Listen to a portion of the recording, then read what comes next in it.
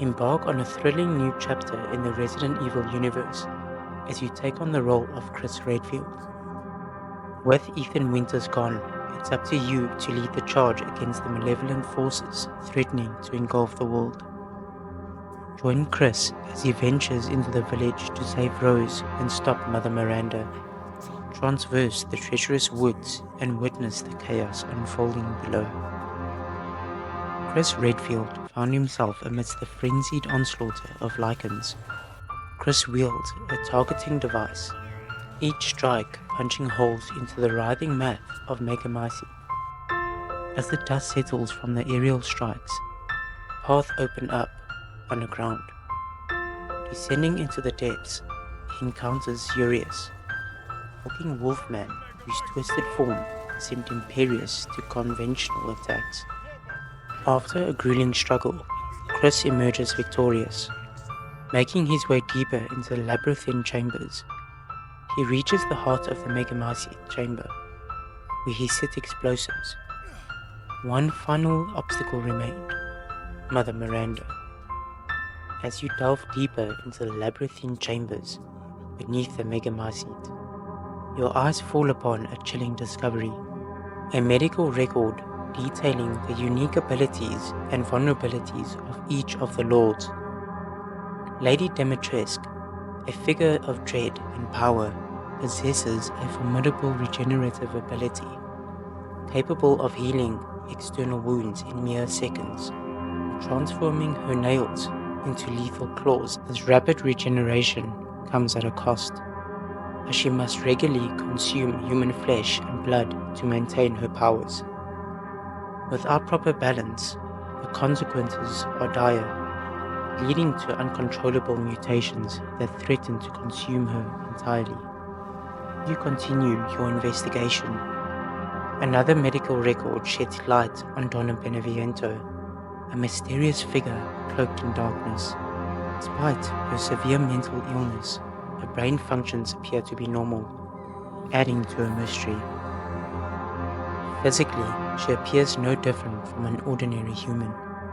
However, her true power lies in her ability to secrete a signal-producing substance she uses to manipulate plants infected by the Megemycete. Through a cunning and sinister manipulation, Donna can induce hallucinations in humans who come into contact with pollen from specific flowers under her control.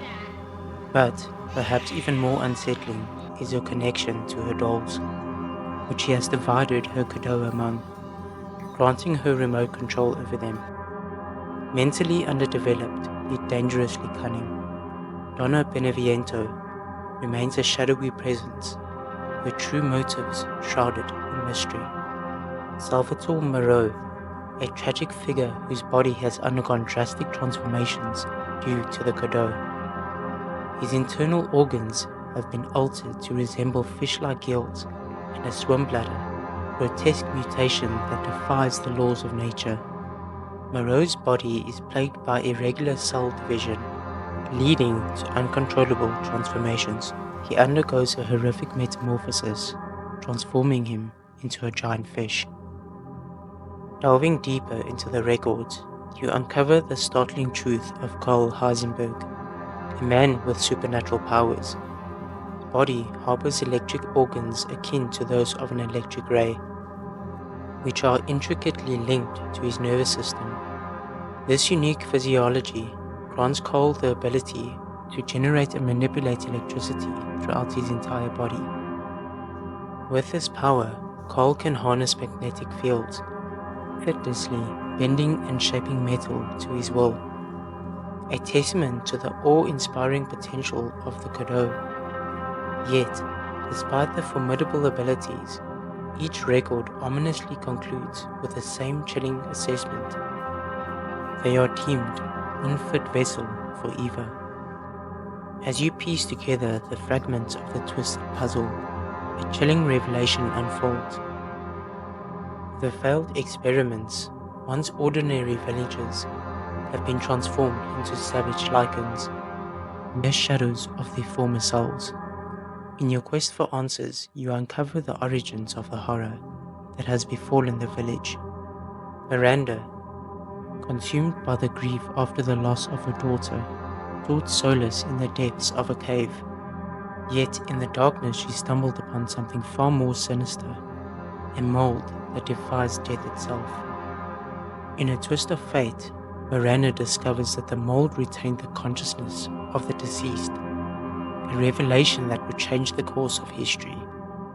With her mind consumed by desperation, she harnessed the power of the mold to create the Godot parasite.